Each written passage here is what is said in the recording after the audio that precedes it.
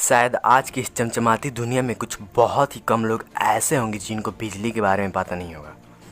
Hello friends, मैं आपका दोस्त मिस्टर फैक्ट आज एक नई वीडियो के साथ, जिसमें हम बात करेंगे कि अगर बिजली से युक्त इस दुनिया में बिजली ही ना रहे तो क्या होगा। क्या इस दुनिया का विनाश हो जाएगा, या बहुत समय पहले जिस तरह से लोग जीते थे वो नौबत आ जाएगी। तो चलिए इस वीडियो को शुरू करते हैं। एक छोटे से बल्ब से लेकर बड़े बड़े हवाई जहाज, बड़े बड़े कारखानाओं का बिजली के बिना शायद कोई अस्तित्व नहीं है। Fridge, cooler, mixer, bulbs, mobile phones, tower, water pumps, fan, internet, YouTube, computer और न जाने कई ऐसे अनगिनत चीज जिनका वजूद ही बिजली है। अगर किसी गांव में बिजली नहीं होता तो पहला दिन उस गांव की क्या स्थिति होगी, चलिए देखते हैं। आपको पता होगा कि आज से कुछ 10 साल पहले तक ऐसे बहुत गाँवें थी जहाँ पर बिजली नहीं था, पर फिर भी उनकी ज़िंदगी काफ़ी अच्छी थी। पर बीते हुए कुछ 10 सालों में गांव वालों लोगों को भी बिजली ने अपना आदी बना लिया है। सबसे बड़ी प्रॉब्लम जो उनके द्वारा फेस किया जाएगा वो लाइट्स की होगी। पर आपको पता होगा कि गाँवों में मिट्टी का तेल का वितरण होता है, जिसके उपयोग से लाइट किया जा सकता है। दूसरा प्रॉब्लम पानी का। आज बहुत ही ऐसे गांव हैं जहां के घरों में चापाकल यानी हैंडपंप की जगह पर वाटर पंप्स लगा दिए गए हैं, और बहुत तो गवर्नमेंट सप्लाई पानी पर ही आश्रित हैं। पर फिर भी गांव में जगह जगह पर गवर्नमेंट हैंडपम्प्स हैं, और गांव में बहुतों का खुद का हैंडपम्प है, तो उनकी ज़िंदगी कोई खास प्रभावित नहीं होगी। अगर किसी शहर में फर्स्ट दिन बिजली नहीं रहता है तो उस शहर की क्या स्थिति होगी, चलिए देखते हैं। अगर आप शहर में रहते हैं तो आपको बहुत से प्रॉब्लम्स फेस करने पड़ेंगे। सबसे बड़ी प्रॉब्लम पानी का। सभी शहरों में गवर्नमेंट द्वारा घर घर में पानी सप्लाई किया जाता है, जो कि इलेक्ट्रिसिटी से चलती है। अगर बिजली ही ना रहे तो पानी पीना तक दुश्वार हो जाएगा। पर फिर भी मान के चलते हैं कि वहाँ पर भी कई जगहों पर हैंडपम्प्स हैं, जिसके कारण उनकी ज़िंदगी ठीक ठाक है। पर दूसरी प्रॉब्लम लाइट का, तो मोमबत्ती एक काफ़ी अच्छा ऑप्शन है। तीसरी, अगर गर्मी है तो पंखा का। मेरे पास इसका कोई उपाय नहीं है। तो कुल मिला के देखा जाए तो शहर वालों की ज़िंदगी कुछ बद से बदतर बन जाएगा। एक महीने बाद पूरी दुनिया में सभी चीज़ों का स्टॉक धीरे धीरे ख़त्म होने लगेगा। गवर्नमेंट द्वारा साफ पानी, मोमबत्ती और मिट्टी का तेल का वितरण किया जाएगा, पर पूरी दुनिया के उपयोग किए जाने से इनका स्टॉक भी खत्म हो जाएगा। विश्व में किस देश की क्या स्थिति है ये किसी को भी पता नहीं चल पाएगा। बड़े बड़े इंडस्ट्रीज, बिजनेसमैन, बड़े बड़े सुपरस्टार्स का धंधा पूरा का पूरा चौपट हो जाएगा। उनके फिल्म्स देखने वाला कोई नहीं होगा। शहर में रहने वाले लोगों के पास पीने वाला गंदा पानी होगा। लोग बीमार होने लगेंगे, पर हॉस्पिटल्स में डॉक्टर नहीं होंगे। कोई मशीन्स काम नहीं कर रहे होंगे।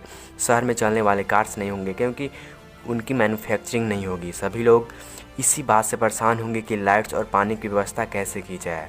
सभी लोग गांव की तरफ जाने लगेंगे। पैसे वाले लोग गांव में प्लॉट्स खरीद लेंगे और वहीं पर अपना बसेरा बना लेंगे, पर गरीब लोग बेमौत मारे जाएंगे।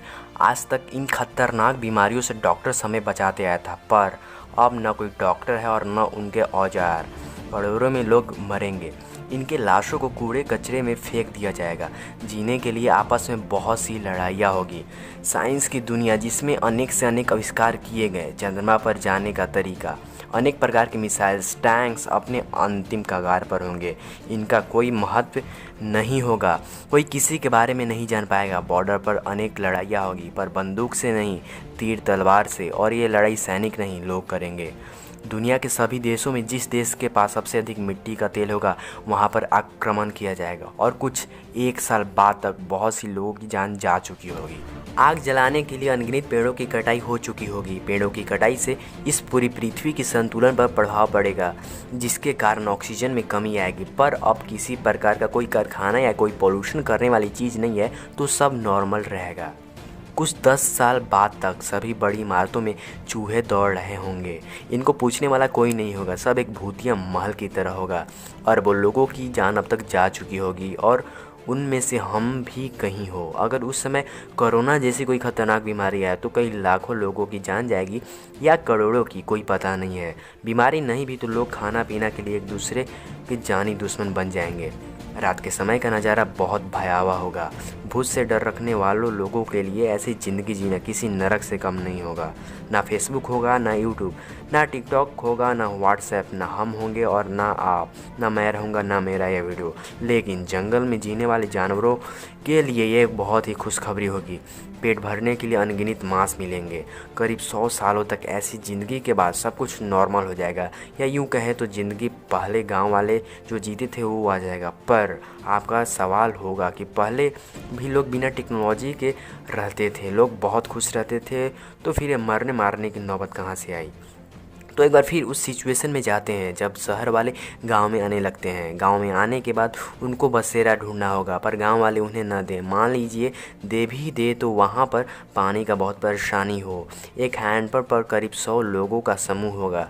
कोई बहुत ज़्यादा गुस्सैल हो और पानी पीने की जल्दी में किसी का मर्डर कर दे तो गांव वालों के बीच आपस में झगड़ा होने लगेगा। इसी बीच बहुत लोगों के उपयोग किए जाने से चापाकल शायद ख़राब हो जाए। वो एक दूसरे के चापाकल पर जाएंगे, वहाँ पर भी लड़ाई होने लगेंगे। ऐसे सभी जगहों पर होंगे, पूरा कोहराम मच जाएगा। नदी नालों का पानी भी पीने योग्य नहीं होगा। गंदे पानी पीने के कारण लोग बीमार होने लगेंगे। उस समय उनके दिमाग में यह बात समझ में आएगा कि सेव वाटर सेव लाइफ का क्या मतलब था, पर अब तक बहुत देर हो चुका था। करीब और 100 सालों के बाद ज़िंदगी बिल्कुल गाँवों के जैसा हो जाएगा।